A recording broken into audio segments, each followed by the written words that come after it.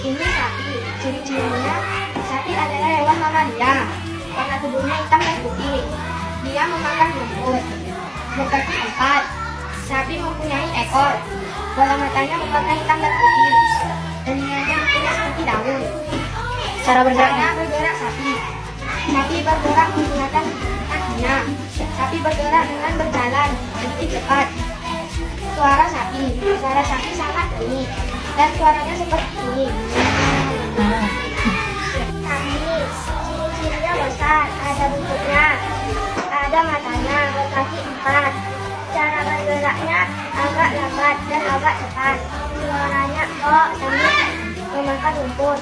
Bisa diambil untuk membuat yang tadi putih atau Ini kucing, ciri-cirinya lucu, mata hitam dan kuning, kuping kayak segitiga. Cara bergerak, badannya goyang-goyang, suaranya. Ini kelinci, ciri-cirinya kecil, cara geraknya loncat, ciri-ciri kakinya ada 4, suaranya. Ini singa, ciri-cirinya berkaki 4, mempunyai mata kuning dan hitam.